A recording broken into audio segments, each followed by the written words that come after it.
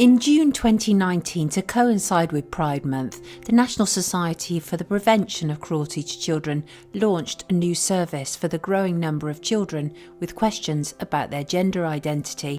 When the first advice was announced as transgender model Munro Bergdorf, the condemnation was swift.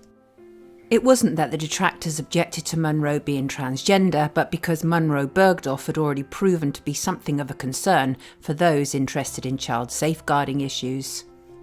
Writer Jo Bartosz founded the campaign group Click Off to raise awareness about the harms of pornography. She was deeply unimpressed with the appointment. Munro Bergdorf was a perplexing choice, not least because at a time of soaring rates of mental ill health and anxiety over body image amongst girls, digitally enhanced images of Bergdorf in skimpy underwear would be just a click away. Bergdorf also has a history of making abusive, homophobic comments. Bergdorf had no background in child safety, no qualifications, nor relevant experience that would mark them out for such a role. So it seemed to many, really, and to me certainly, that this was just virtue signalling because Bergdorf happens to be transgender.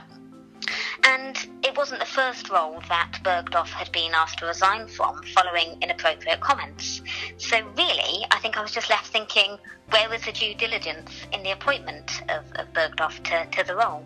But there were further, potentially more serious issues that marked Munro Bergdorf out as being an unsuitable advisor for children. Bergdorf had asked, against the NSPCC's own guidelines, for children to make direct contact on social media, which is a red flag for anybody with a knowledge of protecting children online. So, it really should have been a bit of a no-brainer. Neither was the offer of personal messaging the only time that Munro has displayed troubling attitudes towards children. At a talk in February 2019, Munro, who had just interviewed the young American drag child Desmond is Amazing, was asked by academic Dr. Julia Long about the child. In particular, Long wanted to know if Bergdorf supported the sexualisation of Desmond, including the fact that Desmond had performed for adult audiences in drag clubs. After the boos to Long's relevant question had subsided, Bergdorf gave wholehearted support to a young boy whose troubling behaviour and accusations of parental neglect have resulted in attention from social services. With regards to Desmond having money thrown at him, if you've ever been to a New York drag club, that is completely normal. For an 11-year-old child?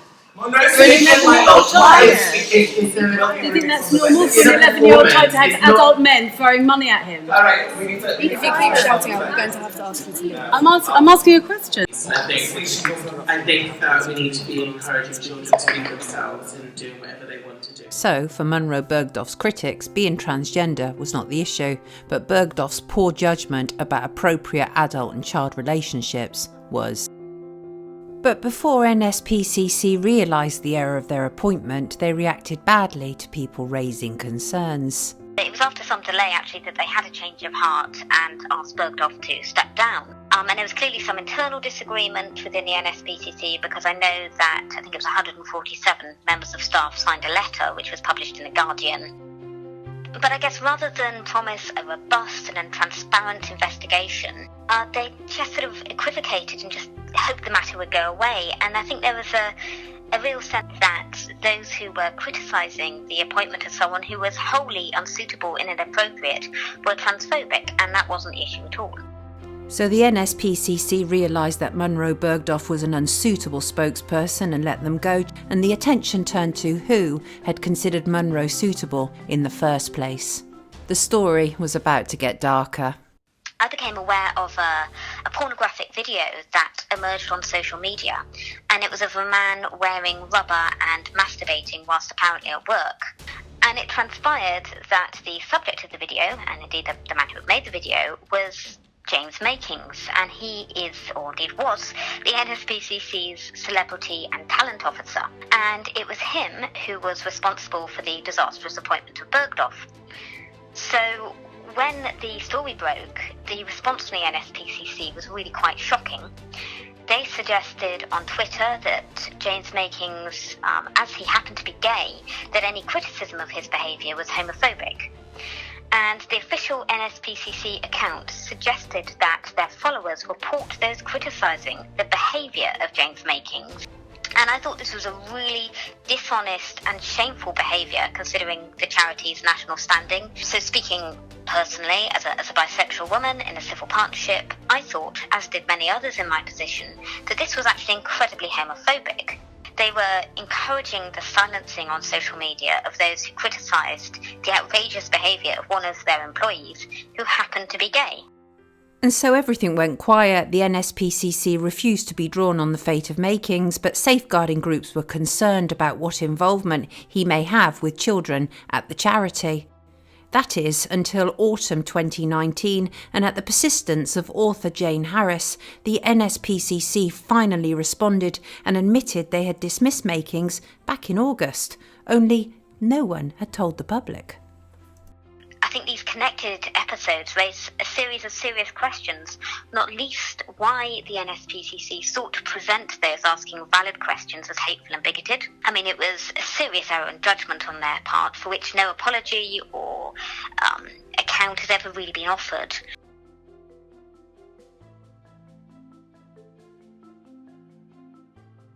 But Joe Bartosh has concerns about the NSPCC beyond recent events. So, I mean, the NSPCC, they are huge. Last year they netted, I think it was £117.9 million. So their reach and their income is unparalleled. So you might expect them to have a really robust approach with recruitment and safeguarding, and they don't. And when it comes to the advice that they're offering about pornography, it's all over the place, really. It's very contradictory. They've produced some really questionable videos normalising pornography and suggesting that it's just something that adolescents and children do. Actually, it's not something that should be normalised.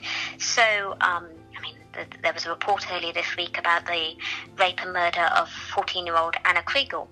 And I think that's a really salient and tragic case in point, because the 13-year-old boy who instigated her brutal rape and murder had thousands of pornographic images on two mobile phones. We know that around 10% of 12 to 13-year-olds fear that they're addicted to pornography. And the research is there, not to mention the devastating increases in instances of sexual assaults perpetrated by boys against girls. Indeed, according to the NSPCC themselves, 1/3 of child sexual abuse is committed by children against children. And yet, we really feel that the NSPCC have shown a devastating lack of leadership on pornography and a lack of action against the sexualisation of children. But the NSPCC's pornography campaign is far from the only one that has been criticised in recent times. Their Pants campaign angered people too because it suggested that children could prevent their own abuse, a chilling message for a child charity to send out. The onus should never be on children to stop abuse. It should be on adults not to abuse, and indeed on children to have confidence in reporting what's done to them as abuse. The question remains, are the recent concerns at the NSPCC unfortunate blips, or do they point to something more troubling at the children's charity?